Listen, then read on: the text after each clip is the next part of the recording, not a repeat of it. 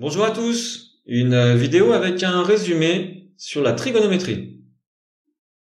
Prenons un cercle de rayon 1, que l'on appelle le cercle trigonométrique. On place un point O ici, et un point M sur le cercle. Eh bien, la longueur de l'arc OM, ici en rouge, on va l'associer à l'angle noté alpha. Le périmètre d'un cercle, on sait que c'est 2π fois rayon. Comme le rayon est égal à 1, eh bien le périmètre du cercle ici, c'est 2π. Donc si on part du point O et qu'on fait tout le tour du cercle, on a donc fait une longueur de 2π. Là, on va faire un angle qui équivaut à un demi-tour. Donc, la longueur, c'est π. Eh bien, à l'angle alpha, on va lui donner la valeur π. Et l'unité ici, c'est le radian. Maintenant, si on prend un quart de tour de cercle, eh bien, ça sera π sur 2. L'angle alpha, c'est π sur 2 radians. Je reprends un demi-cercle, et puis je le découpe en 3. On a donc un angle ici de π sur 3 radians. Ensuite, eh bien, 2π sur 3. Et on trouve π. Π maintenant, on va le découper en 4. On a donc l'angle π sur 4, l'angle 2π sur 4, qui équivaut à π sur 2, l'angle 3π sur 4, et si on continue, ça fait 4π sur 4. Si on simplifie, ça fait π. Maintenant, on va découper le demi-cercle en 6. On a donc π sur 6, 2π sur 6, 3π sur 6, qui se simplifie, 4π sur 6, 5π sur 6, 6π sur 6, qui se simplifie, qui fait π. Et puis on peut continuer. 7π sur 6, 8π sur 6, etc. 11π sur 6. Mais là, on pourrait se dire, on peut aller plus vite en partant dans l'autre sens. Et effectivement, si on part dans l'autre sens, ici, eh bien là, on aura moins π sur 6. On a donc un sens positif, qui est le sens trigonométrique, et puis un sens négatif. Alors on prend un autre exemple. On prend un demi-cercle coupé en 4. Cet angle-là, c'est donc moins π sur 4. Et c'est équivalent aussi à 7π sur 4, si on part dans le sens positif. Donc ces deux angles sont équivalents. Et on continue. Ici, on a l'angle moins π sur 2, moins π. Et si on fait un tour, eh bien ça fait moins 2π. On refait un autre tour. Ça fait moins 4π. Encore un tour, moins 6π. Si on fait 10 tours en tout, ça fait moins 20π. À chaque fois, on revient au même endroit. Ces angles sont équivalents. Alors, si on était parti dans le sens positif, eh bien, un tour, ça fait plus 2π. 2 tours, 4π. 3 tours, 6π. 10 tours, 20π. K tours, eh bien, 2kπ. K étant un entier. Alors, on a fait 10 tours et on est à 20π. Et puis on continue en faisant π sur 4 en plus. On a donc 20π plus π sur 4. Si on arrange cette expression en mettant au même dénominateur, eh bien ça fait 81π sur 4. Ces deux angles représentent le même angle, la même position sur le cercle. Alors on va garder π sur 4, qu'on va appeler la mesure principale, parce que cet angle appartient à l'intervalle moins pi, pi.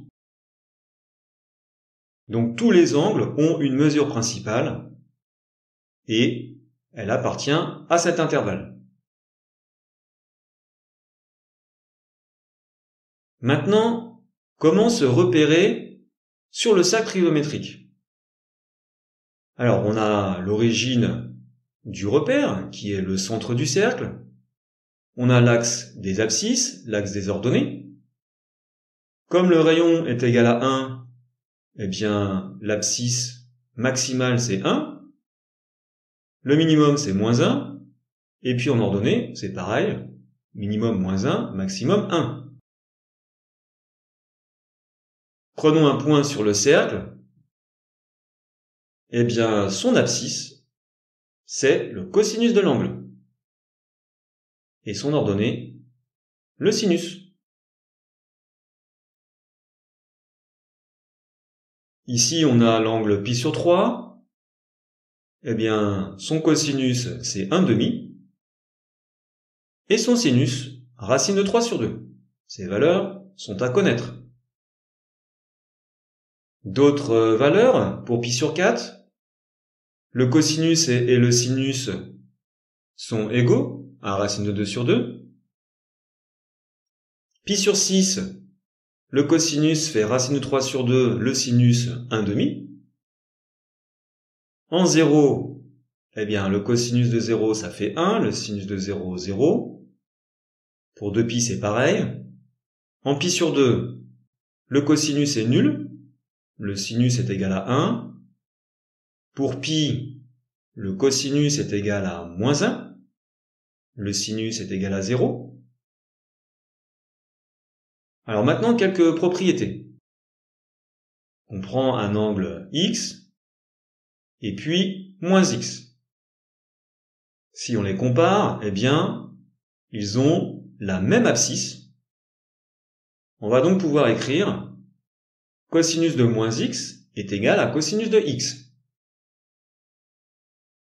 Prenons maintenant x et puis pi moins x. Là, par contre, les abscisses sont opposées. On a donc cosinus de pi moins x est égal à moins cosinus x. Pour x et puis pi plus x, les abscisses sont également opposées. Cosinus pi plus x égale à moins cosinus x. Et maintenant, on va voir pour le sinus. Avec x et moins x, eh bien, les sinus sont opposés. Sinus de moins x égale moins sinus x. Pour x et pi moins x, les deux sinus sont égaux.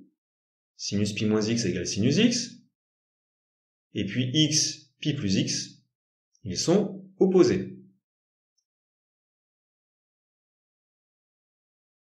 Maintenant, comment résoudre une équation en trigonométrie? On a cosinus x qui est égal à 1/2. On sait que 1/2, c'est le cosinus de pi sur 3. Mais il y a aussi moins pi sur 3. Donc, résoudre cosinus x égale cosinus pi sur 3 revient à écrire x égale pi sur 3 et x égale moins pi sur 3. Sans oublier plus de pi à chaque fois, puisqu'on peut faire des tours, plein de tours dans le vide. Eh bien, vous avez ici une formule pour résoudre des équations en cosinus. Cosinus x égale cosinus de alpha.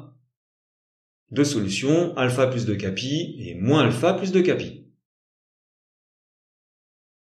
Pour le sinus, prenons l'exemple sinus x égale à racine de 3 sur 2. On sait que c'est pour pi sur 3. Et il y aura aussi, eh bien, pi moins pi sur 3. Donc, résoudre sinus x égale à sinus pi sur 3 revient à écrire que x est égal à pi sur 3 et x est égal à pi moins pi sur 3, sans oublier les 2pi. On a donc une formule ici Sinus x égale à sinus alpha, deux solutions, alpha plus 2 pi, et pi moins alpha plus 2 pi.